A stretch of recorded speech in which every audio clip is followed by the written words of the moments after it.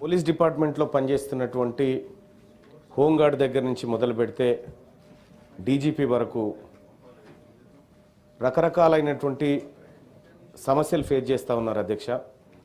ముఖ్యంగా కింది స్థాయి కానిస్టేబుళ్ళు గ్రౌండ్ లెవెల్లో పనిచేసేటువంటి సందర్భంలో అనేక ప్రమాదాలకు గురవుతూ ఉన్నారు అధ్యక్ష. రీసెంట్గా గజ్వేల్ నియోజకవర్గంలో 2 కానిస్టేబుల్ రోడ్డు ప్రమాదంలో చనిపోవడం జరిగింది అధ్యక్ష. అలాగే కొంతమంది ఎస్ఐలు సూసైడ్ చేసుకొని చనిపోయినటువంటి పని ఒత్తిడి పెరగడం కారణంగా సూసైడ్ చేసుకొని చనిపోవడం జరిగింది అధ్యక్ష.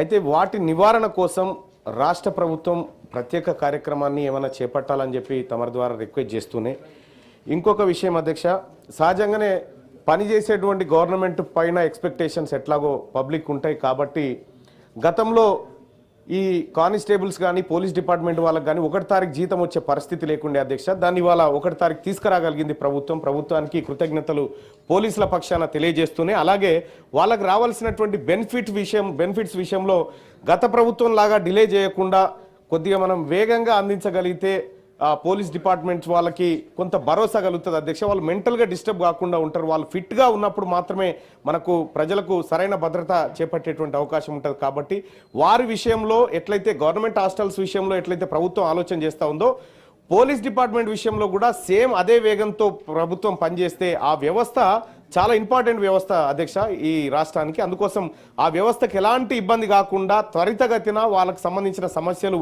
పరిపూర్ణం చేసి ఆ సమస్యలు తీర్చాలని తమ ద్వారా రిక్వెస్ట్ చేసుకుంటున్నాను అధ్యక్ష. జీవన్ రెడ్డి గారు.